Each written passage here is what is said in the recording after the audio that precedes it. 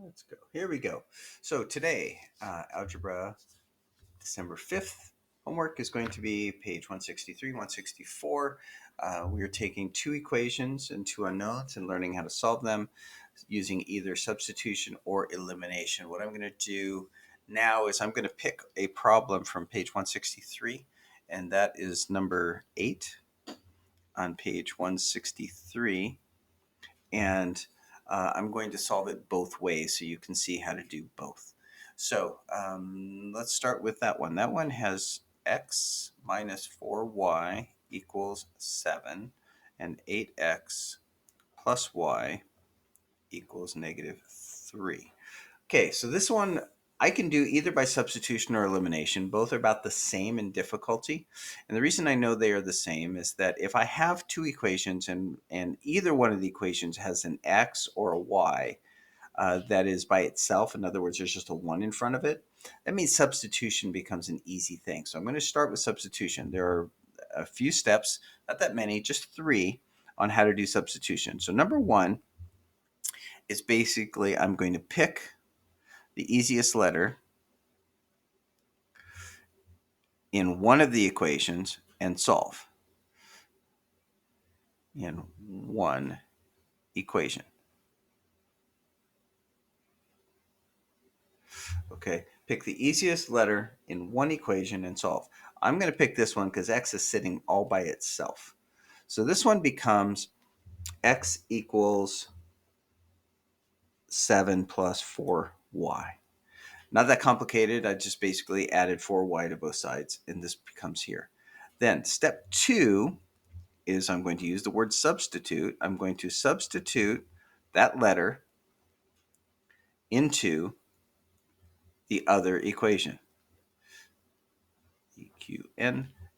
Substitute that letter into the other equation. In other words, I know 8x plus y equals negative 3. That's the other equation. If I know x is equal to 7 plus 4y, I'm going to put 7 plus 4y in for x. So this becomes 8 times 7 plus 4y plus y equals negative 3. Now I just solve. And solve. So that's step 2. I'm going to go ahead and finish that out. 8 times 7 is 56. 8 times 4y is 8 times 4 is 32. So that's 32y plus y equals negative 3.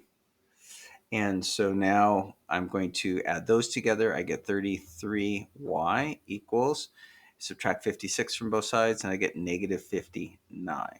So y is equal to negative 59 33rds. Okay, I've just now solved one of the two letters. Okay, so that's step 2. Step 3, I'm going to solve for the other letter.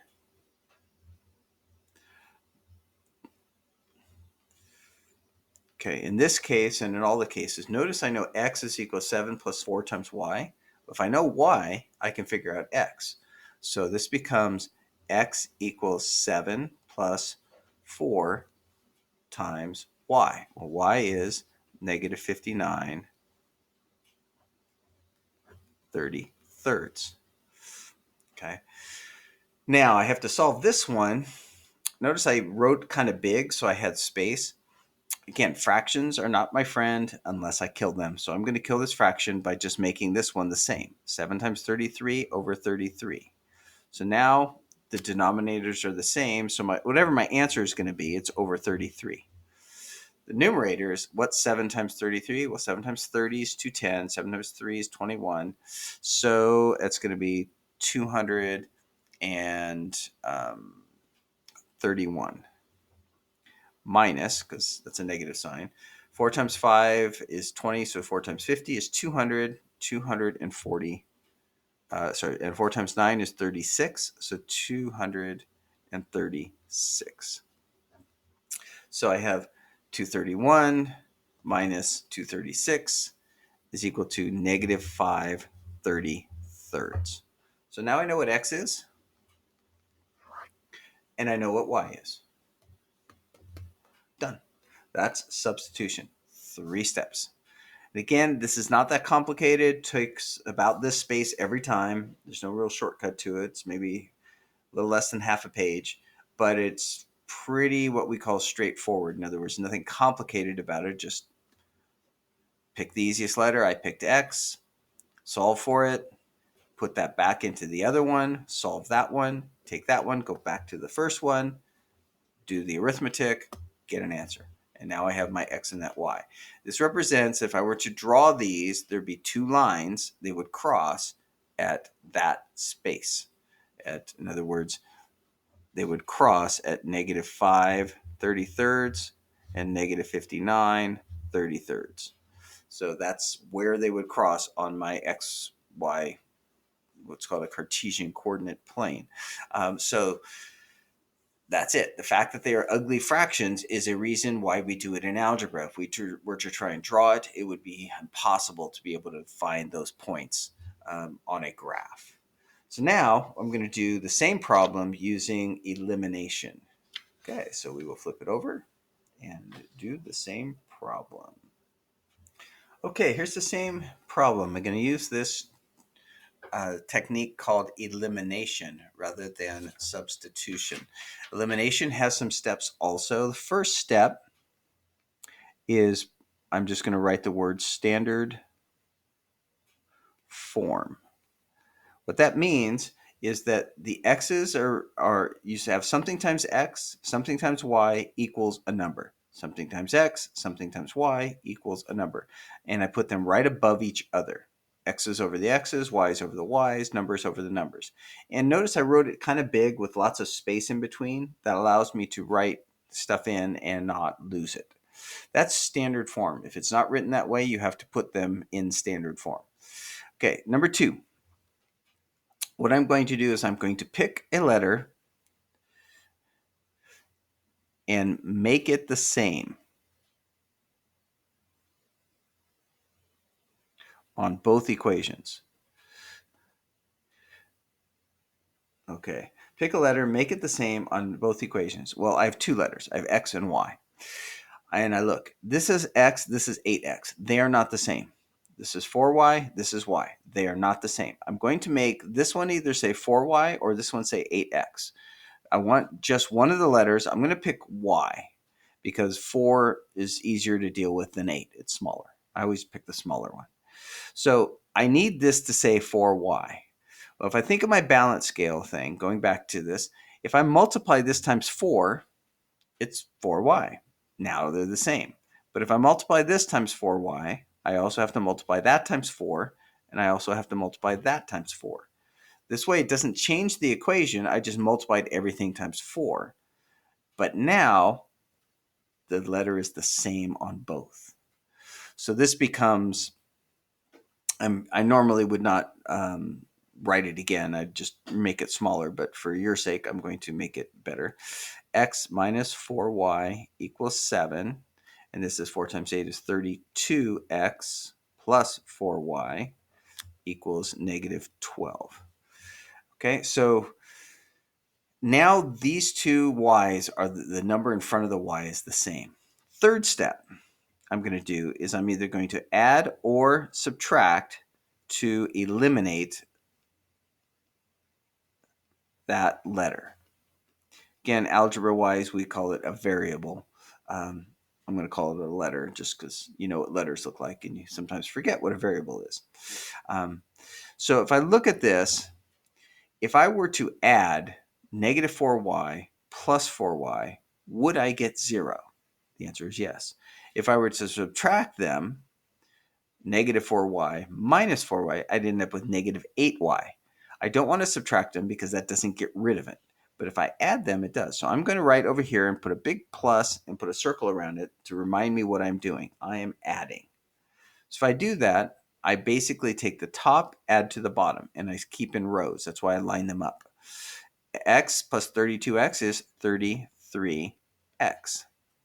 Negative 4y plus positive 4y is 0. Okay, I don't need to write 0. And 7 plus negative 12 is negative 5. So this becomes a very easy problem. I eliminate the letter. Number 4, I solve. for the letter, well, that's x equals negative 5/33. Notice that's just divide both sides by 33. And I now have one of the two answers. The fifth step is I'm going to substitute back into one of the equations to get the other letter. Well, I have two equations. I have this one, and then I have the second one. This one's a simple one. If I know x is negative 5/33, negative 5/33, that's x, minus 4y equals 7. Okay? So I want to solve for y. I'm going to get rid of my denominators by multiplying everything times 33 here, 4 times 33, and this times 33. Now the denominators are the same. So this becomes negative 5 minus 4 times 30 is 120. So that's 132y equals 7 times 33 is 210 plus 21 is 231 over 33. Okay, so now I'm going to 7 times 33, that's right, 231, 210, yeah, that's it. So now I'm going to add 5 to both sides, and I get 236, and I get negative 132y. Divide both sides by 236 over negative 132, and that's the answer. Can I reduce that? Yes. 2 goes into both, so that would be 118, and this would be 66. Yeah, 66. Okay, but 2 goes into both of those, so that would be 59 over 33, and that's equal to y. That's your second one. So this is the other way to do this problem. Notice it took more space than the first one did. Took a little bit longer. That's where if I have a problem that originally has just an x and nothing in front of it, I generally will just use substitution. But I can use elimination if I want. And it's not particularly harder. You just have to make sure you don't lose numbers when you're multiplying and stuff. Most people will mess up because they will forget to multiply something or they'll add a negative number. Just have to be really careful. Go back over it twice. These are the same two answers I got on the previous page. You get to pick. So when you do the homework, I want you to do a mix of either substitution or elimination. Your goal is to be able to choose which one's best and do it well. That's your homework. Have fun. Talk to you later.